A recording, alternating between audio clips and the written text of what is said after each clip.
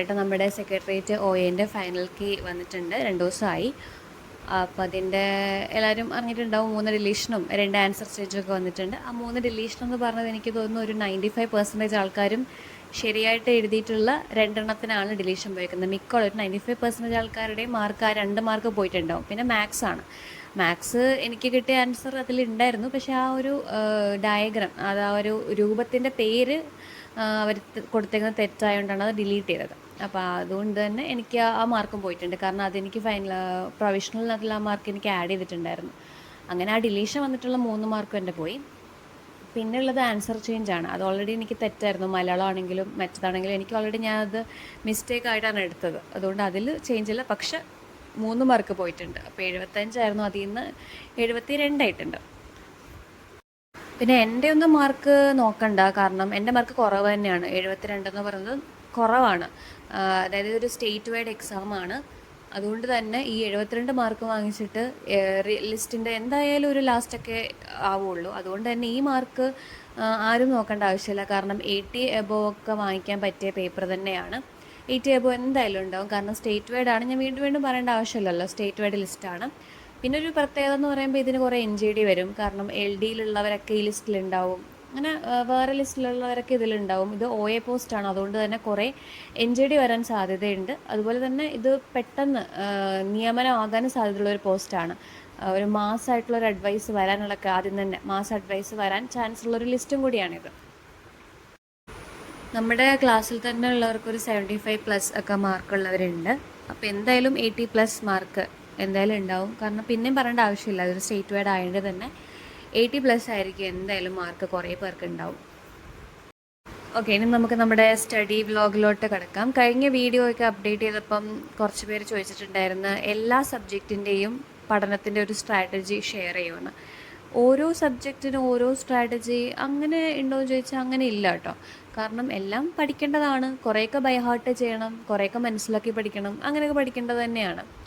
Revise ചെയ്യുക എന്നുള്ളതാണ്. നമ്മൾ കുറേ ബൈ ഹാർട്ട് ചെയ്യുന്നതുകൊണ്ട് തന്നെ മറന്നു പോകാനുള്ള ചാൻസ് ഉള്ള. അപ്പോൾ റിവൈസ് ചെയ്ത് പഠിക്കുക. മോക്കുകൾ എഴുതുമ്പോൾ കുറേ ക്വസ്റ്റ്യൻസ് കാണുമ്പോൾ നമുക്ക് കുറച്ചും കൂടി ഓർമ്മ പുതുക്കാൻ പറ്റും. അങ്ങനെയൊക്കെയാണ് നമ്മൾ ചെയ്യേണ്ടത്. ഇനി ഓരോ സബ്ജക്റ്റ് എന്ന് പറയുമ്പോൾ ഞാൻ പ്രത്യേകിച്ച് എടുത്ത് പറയുന്നത് മാത്സ് ആണ്. മാത്സിൻ്റെ സ്ട്രാറ്റജി എന്ന് പറയുന്നത് എല്ലാ ദിവസവും ചെയ്ത് പഠിക്കുക എന്നാണ്. എല്ലാ ദിവസവും മാത്സിന് ടൈം കൊടുക്കുക എന്നാണ് അതിൻ്റെ ഒരു സ്ട്രാറ്റജി. അതേപോലെ തന്നെയാണ് ഇംഗ്ലീഷും മലയാളവും, രണ്ടിനും അതേപോലെ ടൈം സ്പെൻഡ് ചെയ്യുക എല്ലാ ദിവസവും. ഫസ്റ്റ് ഓഫ് ഓൾ ബേസിക് സെറ്റാക്കുക. ഈ 3 എണ്ണത്തിൻ്റെ ബേസിക് സെറ്റാക്കിയതിന് ശേഷം പ്രാക്ടീസ് ചെയ്യുക. എന്നും പ്രാക്ടീസ് ചെയ്യുക. ഒരു ദിവസം പോലും മുടങ്ങാതെ ഈ 3 എണ്ണത്തിൽ പ്രാക്ടീസ് ചെയ്യുക എന്നുള്ളതാണ് ഇതിൻ്റെ സ്ട്രാറ്റജി. ഇനി ബാക്കിയുള്ളതിൻ്റെ സ്ട്രാറ്റജി എന്ന് പറയുമ്പോൾ ഇത്രയേ ഉള്ളൂ. വായിക്കുക, മാക്സിമം വായിക്കുക, മാക്സിമം റിവൈസ് ചെയ്യുക, മോക്ക് ടെസ്റ്റുകൾ അറ്റൻഡ് ചെയ്യുക. ഇതൊക്കെ തന്നെയാണ് ഞാനും ചെയ്യാറുള്ളത്. പിന്നെ SCERT NCERT ചാപ്റ്റേഴ്സ് ഏതൊക്കെയാണെന്ന് ഷെയർ ചെയ്യുമെന്ന് പണ്ട് അപ്ഡേറ്റ് ചെയ്യുന്ന വീഡിയോസിൻ്റെ കമൻറ്റ് ബോക്സിലും വരാറുണ്ട് കേട്ടോ. പക്ഷെ അതെങ്ങനെയാണ് വീഡിയോയിൽ അപ്ഡേറ്റ് ചെയ്യുക? കുറേ ചാപ്റ്റേഴ്സ് ഉണ്ട്. NCERT CERT ആണെങ്കിലും നമുക്ക് കുറേ ചാപ്റ്റേഴ്സ് ഉണ്ടാവും. അപ്പോൾ അതൊരു വീഡിയോയിൽ പറഞ്ഞ് ഫലിപ്പിക്കുക എന്ന് പറയുന്നത് ഭയങ്കര ഹെക്റ്റിക് ആയിരിക്കും. അത് കാണുന്ന ആൾക്കാർക്കാണെങ്കിലും നമുക്കാണെങ്കിലും ഭയങ്കര ഹെക്റ്റിക്കാണ്. ഇതിൻ്റെ സിലബസ് ടെലഗ്രാം ചാനലുകളിൽ അവൈലബിൾ ആണ്, ഏതൊക്കെ പഠിക്കണം എന്നുള്ളത്. അപ്പോൾ അത് സെർച്ച് ചെയ്ത് കണ്ടുപിടിക്കുക. ഇപ്പോൾ വൊക്കാബ്സ് പീരീഡ് ഒക്കെ ചാനലിനകത്തിൽ സിലബസ് എന്ന് കൊടുത്തു കഴിഞ്ഞാൽ NCERT SCERT chapter wise syllabus എന്ന് പറഞ്ഞിട്ട് സെർച്ച് ചെയ്ത് കഴിഞ്ഞാൽ നിങ്ങൾക്ക് PDF കിട്ടും. അപ്പോൾ അത് അങ്ങനെ നോക്കുന്നതായിരിക്കും നല്ലത്. അല്ലാതെ വീഡിയോയിൽ നമ്മുടെ ടൈമും വേസ്റ്റാണ്. അതുപോലെ ഹെക്റ്റിക്കാണ് ഭയങ്കര. ആ വീഡിയോ കാണുന്നത് തന്നെ ഭയങ്കര ഹെക്റ്റിക്കായിട്ട് തോന്നും. അതാണ് ഞാൻ പിന്നെ അങ്ങനെ ചെയ്യാൻ പറ്റുമെന്ന്. പക്ഷേ കുറേ ഉണ്ട് ചാപ്റ്റേഴ്സ്. അതുകൊണ്ട് തന്നെ അങ്ങനെ ഒരു വീഡിയോ ചെയ്യുന്നത് ഭയങ്കര ഹെക്റ്റിക്കായി പോകുമെന്ന് തോന്നുന്നുണ്ട്. ഇത് ടെലഗ്രാമിലെ PSC ഇംഗ്ലീഷ് എന്ന് പറഞ്ഞ ചാനലാണ്. അതിൽ നമുക്ക് ഇംഗ്ലീഷ് എന്നും പ്രാക്ടീസ് ചെയ്യാൻ വേണ്ടി പോൾസും ക്വസ്റ്റ്യൻ പേപ്പേഴ്സൊക്കെ അവർ പ്രൊവൈഡ് ചെയ്യും. അത് ചെയ്യുന്നതാണ് കേട്ടോ.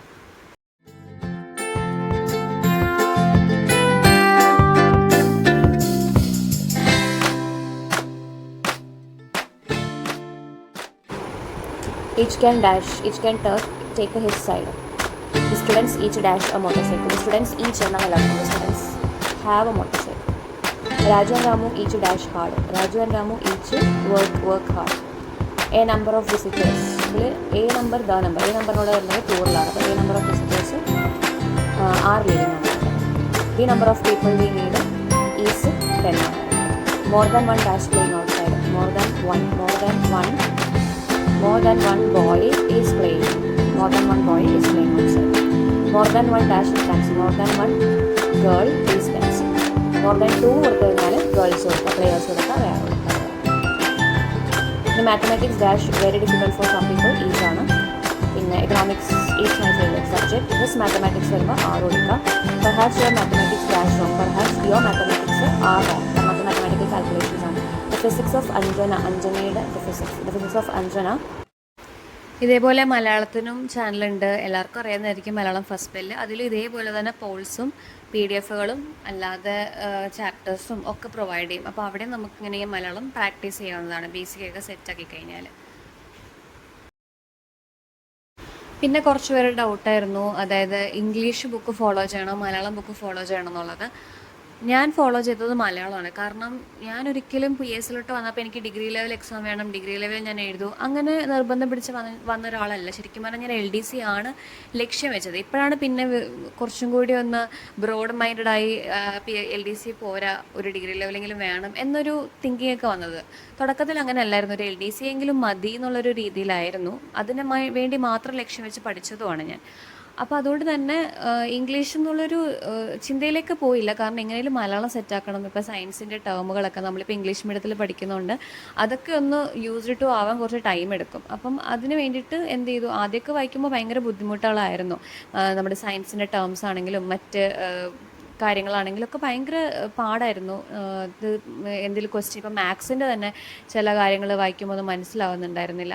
പക്ഷേ അതിലൊന്നും നമ്മൾ തളർന്നു പോകരുത്. വീണ്ടും നമ്മൾ പഠിക്കുക, വീണ്ടും റിവൈസ് ചെയ്യുക. പിന്നെ നമ്മൾ കാണുന്ന ഇപ്പോൾ ഒരു വർഷമൊക്കെ പഠിച്ചിട്ടായിരിക്കും ഒരു എക്സാം തന്നെ വരുന്നത്.